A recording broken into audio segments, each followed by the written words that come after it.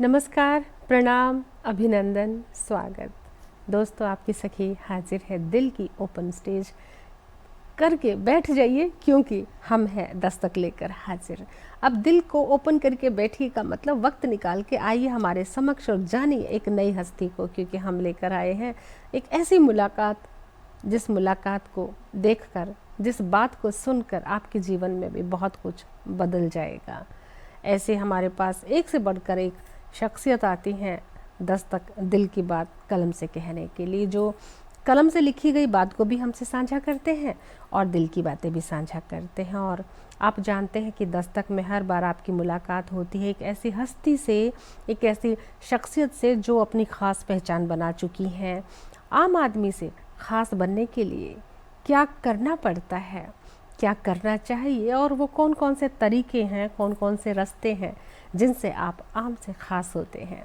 और just TV के प्रांगण में हर बार एक से बढ़कर एक हस्ती आती है, साझा करते हैं अपनी ज़िंदगी के अनुभव। कहते हैं कि भाई जीवन की उबड़ खाबड़ पगडंडियों पर चलते चलते इंसान बहुत कुछ सीखता है, संभलता है और बहुत कुछ फिर लिखता है तो क्योंकि भाई कार्यक्रम दस्तक दिल की बात है और राइटर हमारे साथ होते हैं। और आज मैं जिनसे मिलवाने वाली हूँ आपसे, मैं उनके बारे में थोड़ा सा बारीकी से तो वो खुद बताएंगी, लेकिन मैं उनका तारुफ करवाने से पहले उनके बारे में बता दूं कि आप गज़ल, नज़्म, कविता कहती हैं और मंचों पर छाई हुई हैं और शहर की तमाम जितनी भी संस्थाएं हैं, साहित्यिक अदारे हैं, वहाँ पर आप अपनी प्रेजेंटेशन होती है आपकी, आप अपनी रचनाएं प्रस्तुत करते हैं, गज़ल कहते हैं बड़े बड़े मंचों पर और टीवी पर प्रसारित होता है। और आप अनेकों सम्मानों के साथ जो है अलंकृत है। और आज हमने आपको जस्ट टीवी के प्रांगण में बुलाया है क्योंकि आपके अंदर बहुत सारे ऐसे हुनर हैं जो हमारे दर्शक जानेंगे, सुनेंगे तो उनको भी आश्चर्य होगा। जी हाँ, एक ऐसी हस्ती से आपको मिलवाने जा रही हूँ। जी, मैं बात कर रही हूँ शहला जावेद जी की। शहला जी, आपका जस्ट टीवी के प्रांगण में स्वागत करते हैं दिल से। और दिल की बात कलम से तो आप कहेंगी ही, क्योंकि आप दिल से लिखते हैं, कलम से कहती हैं, लेकिन बहुत सारी बात आज आपसे जानेंगे हमारे दर्शक। तो फिर शुरुआत आपके अनोखे अंदाज से करते हैं, आपके नाम से ही कर लेते हैं। जी। आपका नाम है शहला, बड़ा खूबसूरत नाम है। मैंने जब पहली बार सुना तो मेरे तो दिल को छू गया। तो शहला, कई लोग शायद ये सोचते होंगे कि सहल बहुत आसान, लेकिन आप शहला हैं, तो ये शहला क्या होता है, इसका अर्थ क्या होता है? शहला नाम मेरे पिताजी का पसंद था और ये उर्दू में इसका मानिए खूबसूरत आंखें या बड़ी बड़ी आंखें, वो तो है तो ही अब तो रही हाँ। बट इनका मतलब है मासूम सी आंखें, खूबसूरत आंखें। हाँ। शहला इनका मतलब है। हिंदी में शैला होता है, उर्दू में शहला होता है। शहला, शहला, हाँ, यानी मोटी मोटी आंखों वाली। आप ये कैसे कह सकते हैं कि मोटी नहीं है? अभी भी आपकी आंखें माशाल्लाह बेहद खूबसूरत है और रहेंगी, क्योंकि आंखें जो हैं दिल का हाल बयां करती हैं। और आप गज़ल, नज़्म, कविता कहते हैं, साहित्य में अपनी खास पहचान बनाई है आपने। और आप एक आदर्श बेटी भी हैं, पत्नी भी हैं, माँ भी हैं, एक आदर्श गृहिणी है। और पढ़ाई लिखाई भी आपकी देखी हमने, अच्छी पढ़ी लिखी हैं आप। लेकिन साहित्य में जो आपने अपनी जो अलग पहचान बनाई है, वो जो आपने कलम उठाई, पहली बार कलम उठाई, तो वो कौन सी मनोस्थिति थी, वो कौन सी पीड़ा थी, कौन सी तड़प थी, कौन सी खुशी थी, कौन सा गम था? कहते हैं कि राइटर जब शुरुआत करता है तो अपने दिल से करता है कि भाई दिल की पीड़ा को, मेरा मानना तो ये है कि शुरुआत अपने मन की पीड़ा से होती है, अपने विचार से होती है। जब हम धीरे धीरे अपने से तुम से तुम्हारा और सब पूरे संसार तक पहुंचते हैं, जब हम मुकम्मल राइटर हो जाते हैं तो पूरे विश्व को बांधते हैं अपनी भावना से। लेकिन शुरुआती दौर में तो मैं ही मैं होता हूँ। तो जब कहते हैं ना कि अपना गम ढूंढने चली थी और घर से जब बाहर लौटी तो सारे जहां का गम मेरी कलम लेकर लौटी, तो कलम का तो काम है। लेकिन जब पहली बार कलम उठाई तो वो कौन सी वेदना थी, संवेदना थी, खुद की थी, समाज की थी, जिसकी वजह से हमारी शहला जी ने कदम, मतलब पहला स्टेप उठाया कलम संभालने के लिए? कमल ने, जो आपकी कलम है उसने आपको संभाला है या आपने कलम को संभाला है? ये भी एक अपने आप में प्रश्न है। कई बार बहुत जिंदगी में ऐसा होता है कि कलम हमें संभालती है। हाँ जी, बिल्कुल जब सही कहा हम आपने। पीड़ा में होते हैं, कलम ही और फिर ज़्यादा एक वक्त संभालती आता है कि जब कलम हमें संभालती है जी, है ना। पहले हम कलम को संभालते हैं, बाद में फिर कलम जो है हमें संभाल संभालती लेती है। वो दोनों चीजें होती हैं। तो ये कब शुरुआत की आपने, कब सहारा लिया कलम का? ऐसे तो मैं कॉमर्स की पोस्ट ग्रेजुएट हूँ, बट बचपन से ही साहित्य के प्रति मेरा थोड़ा थोड़ा लगाव था। तब समझ में नहीं आता था, 7th-8th क्लास में मुझे अच्छा लगता था। अच्छा। तो उस टाइम शायरी या कविता तो समझ में नहीं आती थी, और हम लोग बचपन में रेडियो ही सुनते थे, तो गीतों के बीच में जो अंतरे होते थे ना, वो मुझे बड़ा अपील करते थे। उनको सुन के मुझे मतलब बहुत अच्छा लगता था, और ऐसा लगता था कि उनको सुन के उसके आगे भी मैं 1-2 लाइन लिख सकती हूँ। तो धीरे धीरे मैंने एक डायरी में उसको लिखना चालू किया, फिर उन अंतरों को पढ़ती थी, फिर उन अंतरों के आगे अपनी भी 1-2 लाइन जोड़ती थी। इस तरह से वो डायरी हमेशा मेरे साथ रहती थी। तो मैं मतलब थोड़ा थोड़ा कभी लिखा, कभी पढ़ा, उसका वो डायरी हमेशा मेरे पास रहती थी। तो स्कूल भी लेके जाती थी। अच्छा। तो स्कूल एक बार लेके गई, तो मेरे क्लास के किसी लड़के ने वो डायरी मेरे बैग से निकाल के हमारे मैथ्स के सर थे उनको दे दिया। शिकायत के लहजे में, शिकायत के लहजे में कि पर्सनल सर देखिए ये मैथ्स के पीरियड में मतलब ये हिंदी में क्या लिखती है। अच्छा। तो सर ने देखा, तो वो गाने थे नेचुरली उस टाइम, तो आप शायरी या कविता लिख नहीं सकते, उन्हीं से रिलेटेड था। तो उन्होंने मुझ पर बहुत गुस्सा वो मैथ के टीचर तो नहीं थे? वो मैथ के ही टीचर। मैथ वाले जो टीचर्स होते हैं ना, उनको साहित्य से संबंधित शायरी, मोहब्बत, इश्क, प्यार या गीत, इनसे बड़ी वो होती है, उनको दिमाग की हिसाबी किताबी चीजें पसंद होती हैं। ये देखिएगा, मैथ के टीचर जो होते हैं ना, वो संजीदा होते हैं अपने स्टूडेंट के लिए बहुत ज्यादा। तो उनको बड़ा खराब लगा, और उन्होंने पूरी क्लास के सामने मुझे एक तरह से लताड़ा भी। तो मुझे भी बहुत खराब लगा। फिर घर आके मैंने वो डायरी फेंक दी। फिर मैंने अच्छा। मैंने सोचा, मुझे भी लगने लगा 7th क्लास में, आप छोटे तो मुझे लगा आपको इंसल्ट फील हुई? मुझे लगा कि मैं अच्छा काम नहीं कर रही हूँ। अच्छा। तो वो फिर मैंने छोड़ दिया। लेकिन आपको खुद ये लगा कि आप अच्छा जब काम सर नहीं ने डांटा, तो उस टाइम ऐसा ही लगा कि मैं मतलब शायद मैं गाने लिख के अच्छा नहीं कर रही हूँ। तो फिर उसके बाद कुछ सालों तक बिल्कुल छोड़ दिया। फिर जैसे जैसे बड़े होने लगे तो शायरी पढ़ते थे, और किसी साहित्यकार को पढ़ते थे। घर में पढ़ने का माहौल बहुत था। मम्मी पापा दोनों पढ़ते थे। मेरे पापा उस टाइम नेशनल ज्योग्राफिक करके मैगजीन थी, वो हर मंथ हमारे यहाँ आती थी। मम्मी उर्दू इब्ने सफ़ी बहुत पढ़ती थी। तो मम्मी के पढ़ने की वजह से हम सब भी बहुत पढ़ने लगे थे। हमारा ये किस्सा था कि उस टाइम 25 पैसे में लाइब्रेरी से किताब आती थी। अच्छा। तो हम इतनी जल्दी पढ़ के वापस कर देते थे कि लाइब्रेरी वाले को लगता ही नहीं था कि हमने मतलब पढ़ के दिया। वो हमको बोलता था कि आपने इतनी जल्दी पढ़ ली। उस टाइम भी उसको यकीन नहीं होता था, पर हम लोग पढ़ लेते थे। तो पढ़ते पढ़ते फिर मैं फिर से लिखने लगी। धीरे धीरे फिर कुछ अपना थोड़ा थोड़ा लिख के जमा करने लगी। फिर खुल्लम खुल्ला लिखते थे कि छुपा के लिखते थे? लिखती थी। घर वालों को भी पता था, पर मतलब कोई ज्यादा ध्यान नहीं देता था। तो ऐसे ही मेरा लेखन चलता रहा। फिर शादी हो गई। आपके साथ कभी वो समस्या नहीं आई कि भी क्या लिख रही है, इस तरह का क्यों लिख रही है? घर से प्रोत्साहन नहीं मिला, क्योंकि साहित्यिक माहौल था। मम्मी पापा बहुत पढ़ते थे। मम्मी उर्दू बहुत पढ़ती थी, तो घर में भी शेर शायरी वगैरह का बहुत ज्यादा, नंदन, पराग, चंपक, धर्मवीर, सर्वोत्तम, इन्हीं के साथ पूरा बचपन गुजरा हम लोगों का। बचपन क्या, मुझे लगता है बचपन लौट आया। मतलब नंदन और पराग, चंपक के लिए तो हम 2 बहनें थी, हमारी लड़ाई हो जाता था, और हम लोग मतलब बराबर पढ़ते रहते। पहले कौन पढ़ेगा, पहले कौन रहे। बिल्कुल। तो फिर हम लोग वही पढ़ते पढ़ते बड़े हुए। तो थोड़ा थोड़ा फिर मैं लिखने लगी। फिर शादी हुई, तो आपको पता है शादी होने के बाद तो जीवन बदल ही जाता है। फिर शादी हुई, बच्चे हो गए तुरंत, तो उनमें बिल्कुल उलझ गई मैं। फिर उनके साथ बच्चे धीरे धीरे बड़े होने लगे। फिर हम लोग एक बार विदेश में गए, रहने के लिए गए, वहाँ ईस्ट अफ्रीका, केनिया, नैरोबी में। तो वहाँ पर भी मैंने देखा बड़ा साहित्यिक माहौल है। लोगों को उस टाइम फोन इतने ज़्यादा पॉपुलर नहीं थे, तो लोगों को इंडिया से जुड़ने के लिए साहित्य ही सबसे अच्छा लगता था। मतलब वहाँ 1-2 दिन बाद, कौन से सन की बात है ये 2005 वगैरह की बात है। फोन आ गए थे, बट हाँ, ईस्ट अफ्रीका में। तो लोग साहित्य से बहुत जुड़ते थे। वहाँ हर मंथ में गोष्ठी होती थी साहित्य की। लोग बहुत होंगे। तो फिर मुझे भी अपना पुराना मतलब हुनर याद आ गया। तो उन लोगों मतलब वहाँ पे जोर देते कि आप कुछ सुनाइए कुछ सुनाइए। तो मैंने अपना पुराना सुनाया। फिर वहाँ पे मैं लिखने पढ़ने लगी। फिर एक बार अशोक चक्रधर जी वहाँ आए प्रोग्राम के लिए, तो उनके साथ 2-3 दिन रहे। तो उनके सानिध्य में हम सब और लिखने सही लगे बात है, तो बिल्कुल। सब धीरे धीरे हमारा वापस लिखना स्टार्ट हो गया। तो 2005 से मैं अनवरत लिखती जा रही क्या हूँ बात और है। अब लिखते लिखते मतलब हमारे अब लिखते कलम ने लिखते मुझे संभाल लिया, आपने जो कहा ना। जी जी। तो मतलब अब जब भी कुछ होता है, कभी खुशी होती, कभी वेदना होती, कभी चिंता होती, कभी संवेदना होती, कभी बच्चों से दूरी खलती है, कभी पति से कुछ ऊंच नीच हो जाती है, तो सब ऊंच नीच। पन्नों में उतार देते हैं। जी मैं ये तो सबका होता है। जी।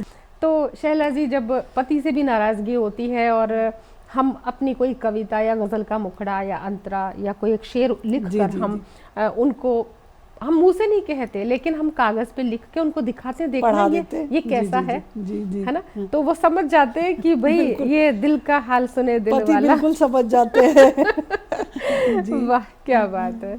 और वाकई जब नाराजगी होगी तो नाराजगी के बाद जो प्यार की फुहारें पड़ेंगी, प्रेम गीत भी फिर वही कलम लिखवाएगी। जी जी ऐसा भी होता है। और जरा सी नाराजगी हुई तो वो जादू, वो जुदाई के गीत में भी जो जादू आता है, जी वो जो विरह वेदना आती है वो बहुत खूबसूरत लगती है। और जब तक महबूब से थोड़ा सा जुदा ना हो तब तक खटपट ना तो हो। खटपट ना हो, ये आपकी भाषा में तो अब कहाँ से ये खटपट शब्द जो बड़ा खूबसूरत है। तो बेसिकली आप कहाँ से हैं बताइए हमारे बेसिकली दर्शकों को। मूलतः बिहार से हूँ, बट पढ़ाई लिखाई सब कुछ मेरा परवरिश इंदौर में हुई। अच्छा। तो इंदौर आप जानते हैं एक हिंदी भाषी प्रदेश है, और मध्य प्रदेश है। बिहार में कहाँ से है? बिहार में पटना से। पटना से है। पटना तो से। एक खटपट शब्द वही से आया होगा।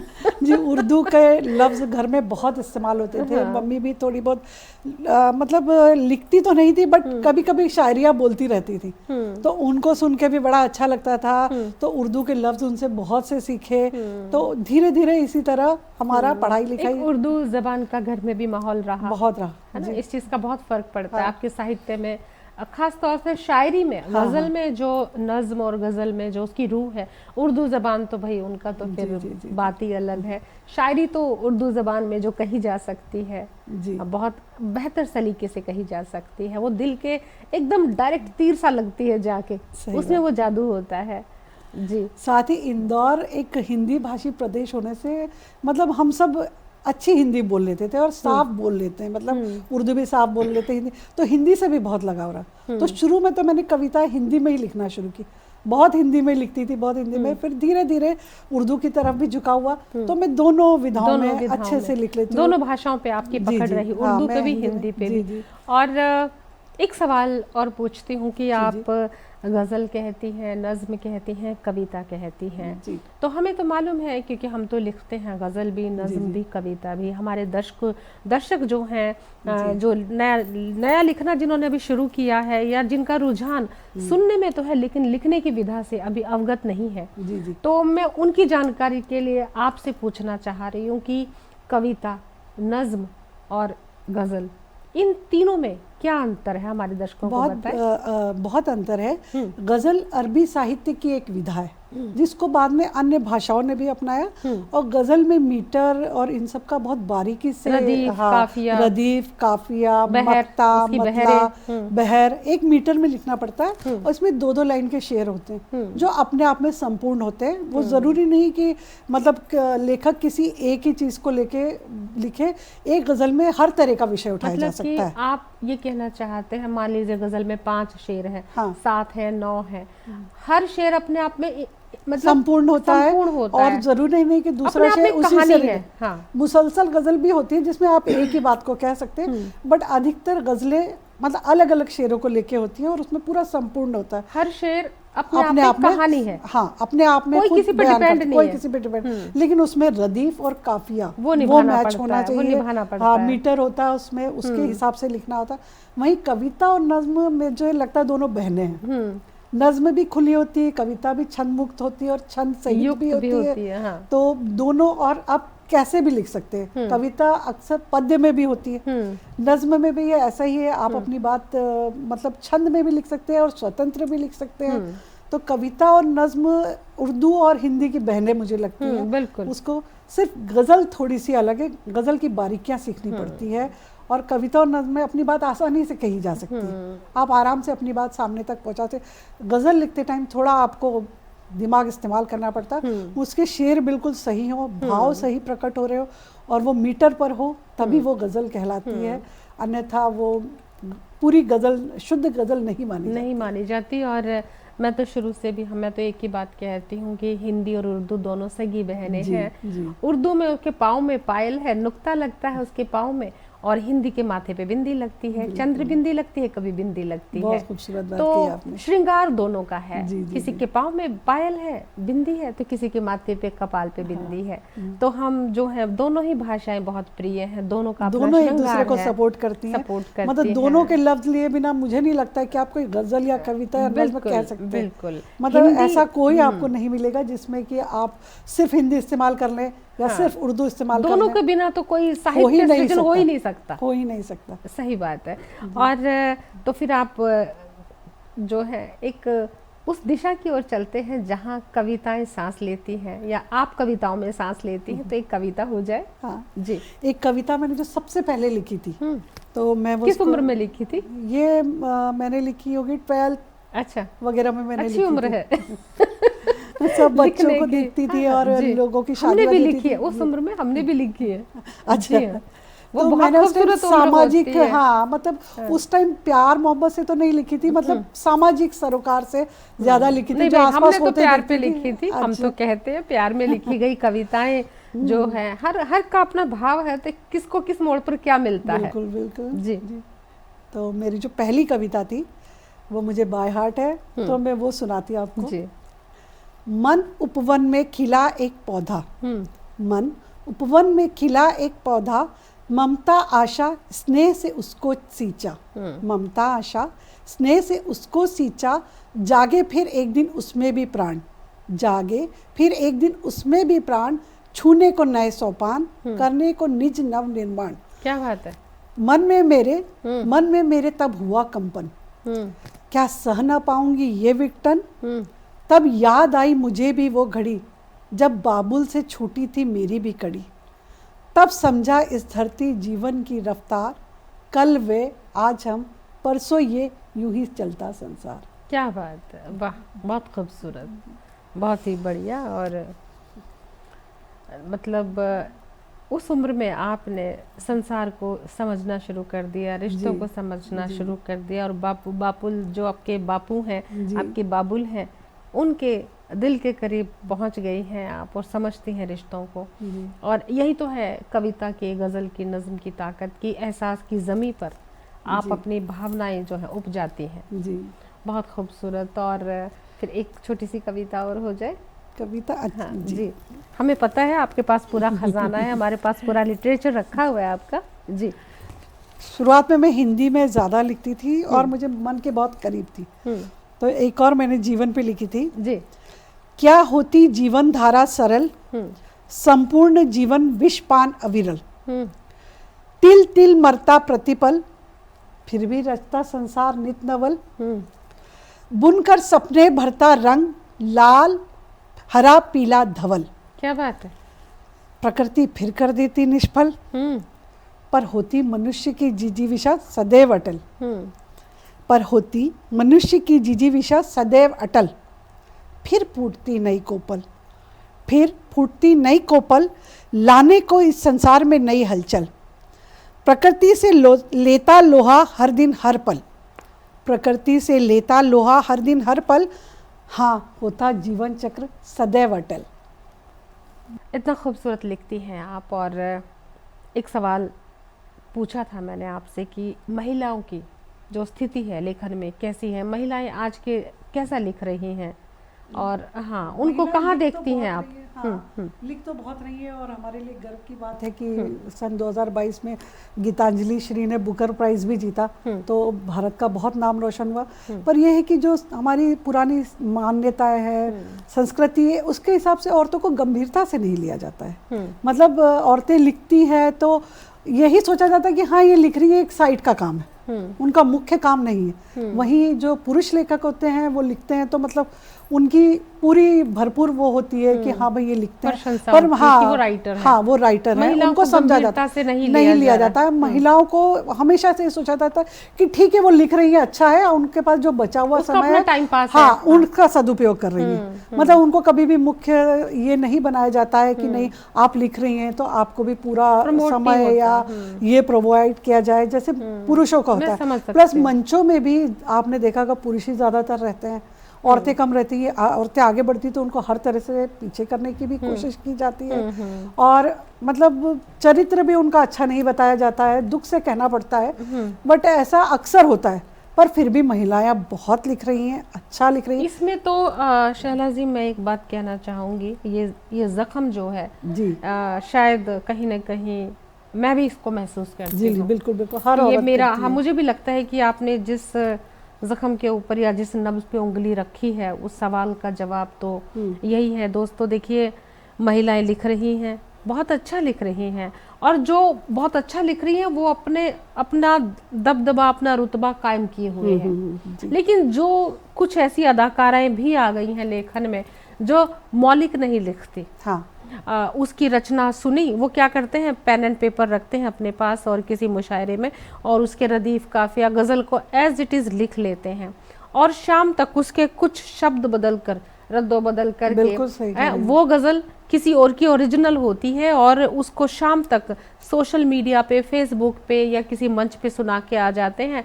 दिल की भावनाएं किसी की होती हैं और वो पहले टैग लगवा लेती हैं कि उनकी हैं। तो ऐसे जो नकल करने वाले, असल को पीछे करने वाले साहित्यकार बहुत हो गए हैं, बहुत हो गए। ये दर्द बहुत गहरा है। जी जी जी, जी। और इससे कैसे बचा जा सकता है? इससे इसी तरह की आप अपना उनको सबक सिखाया जा सकता है ना सबके बीच में कि ये तो गजल उनकी है, ये आप क्या कर रहे हो, ये जो उसको टोका जाना चाहिए। बिल्कुल बिल्कुल, मीडिया में थोड़ी और लगाम लगनी चाहिए उन लोगों को, मतलब कुछ ऐसे बनाना चाहिए कि आप जैसे अभी फेसबुक वगैरह में सब जगह लोग अपना डाल देते हैं, नाम मिटा देते, कुछ ऐसा टूल हो जो किसी का नाम नहीं हटाया जा सके, कुछ मतलब डिजिटल ऐसा इस पे कुछ होना चाहिए। प्लस लोगों में थोड़ी जागरूकता भी होना चाहिए, क्योंकि मौलिक मौलिक होता है। आप पैरोडी कितना ही बना लेंगे, लोग एक बार सुनते उसको याद नहीं रखते।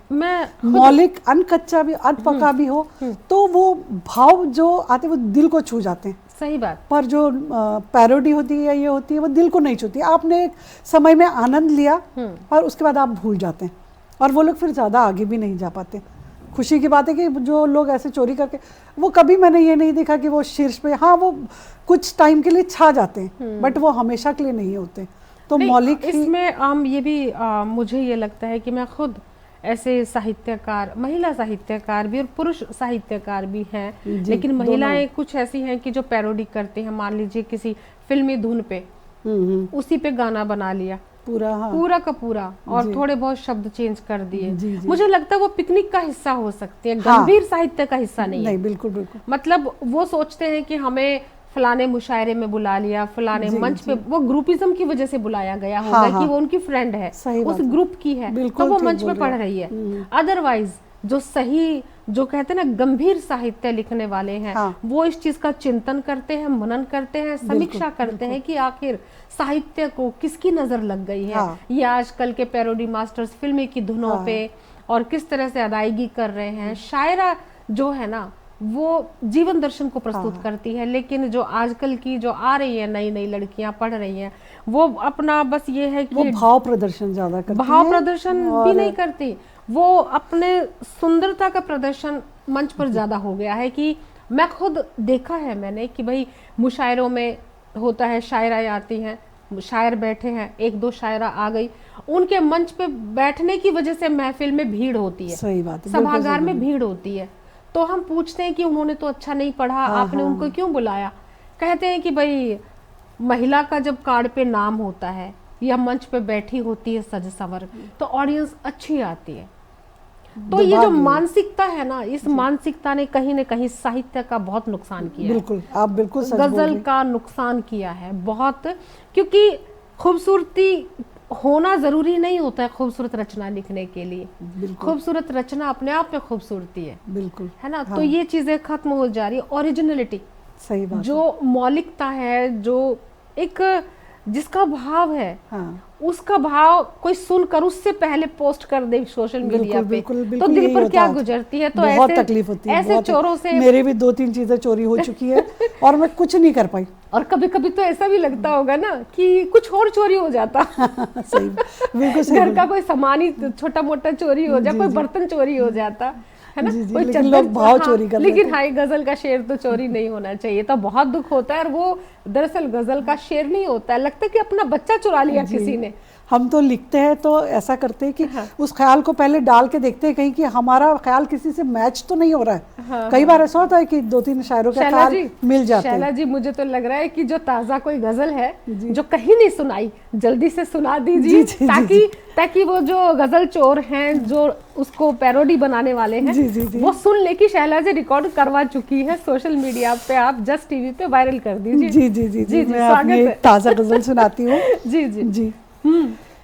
यूं दिल तोड़ना था तो कहकर तोड़ जाते, यूं दिल तोड़ना था तो कहकर तोड़ जाते, यूं नजर बदल कर करीब से गुजरना जरूरी था क्या।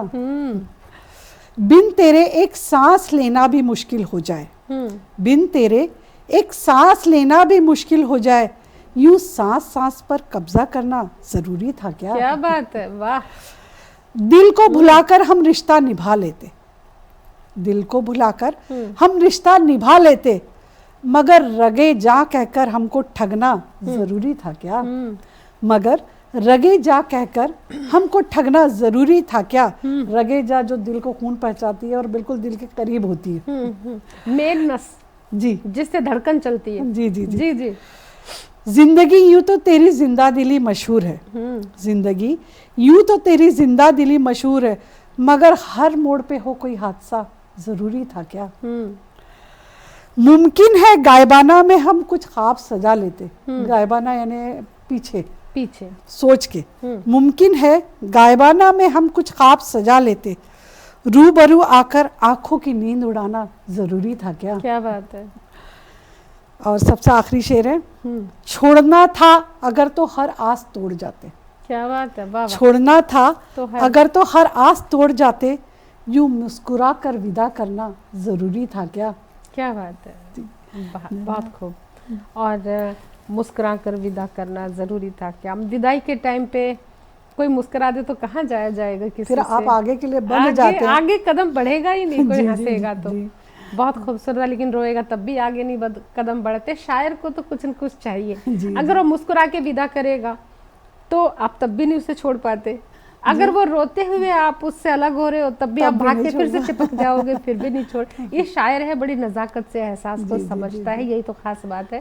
शायरी करना इतना आसान नहीं है। कहते ना, अपने जिगर को, अपने दिल को पिघलाना पड़ता है। हाँ, अपना दिल का लहू डालना पड़ता है ना। लोग ये सोचते हैं कि शाही है, नहीं है ना। आप 2 लाइनें मैच करिए, आप लिख नहीं पाएंगे।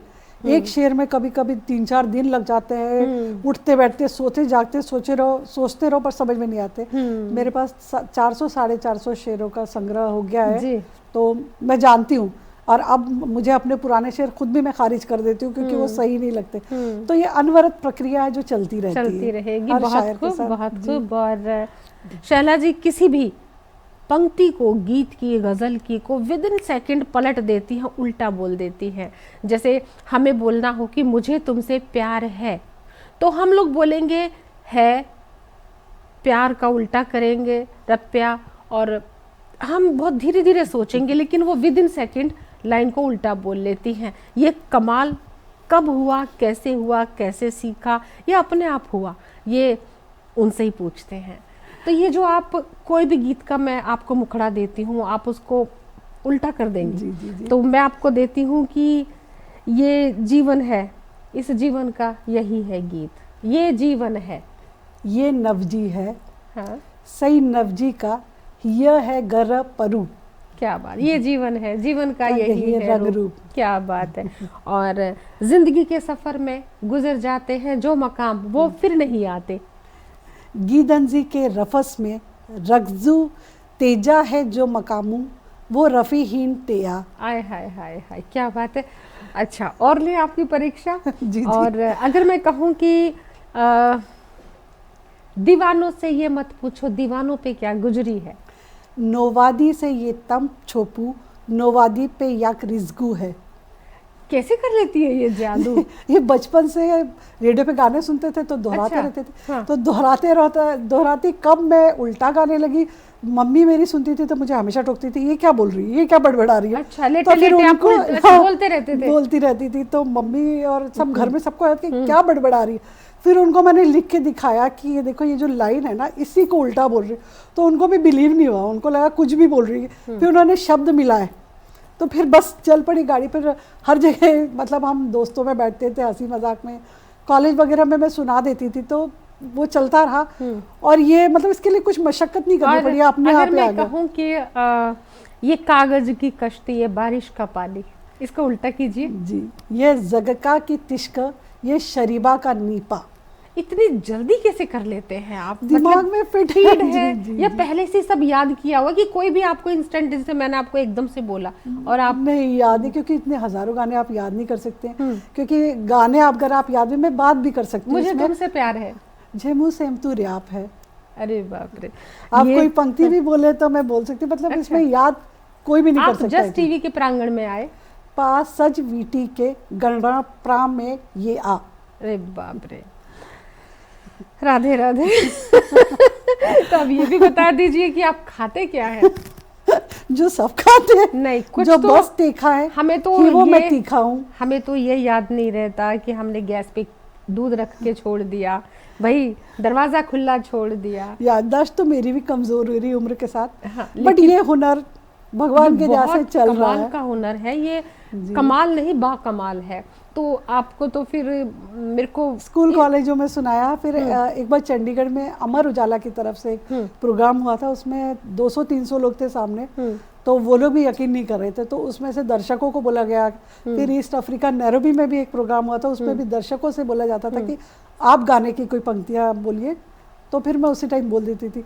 धीरे धीरे लोगों को यकीन हुआ, अभी भी यकीन नहीं होता है, बट ये अपने आप होता है। अपनी सीक्रेट बता दीजिए ना, बता दीजिए, क्या पता किसी के काम आ जाए, मेरे भी काम आएगी। क्योंकि मुझे तो इतनी फास्ट लाइफ है कि लगता है कि अपना ही नाम भूल जाएंगे किसी दिन। बहुत खूबसूरत अंदाज है, बहुत ही। जैसे तो आप है लरमियू जी, पर वो थोड़ा सा ट्राई करके बोल लेते। बेटी तो अक्सर बोल लेती है, बेटा भी ट्राई कर लेता है, बट इतना फास्ट नहीं बोल पाते हैं जी। लेकिन हस्बैंड ने तो कोशिश नहीं की।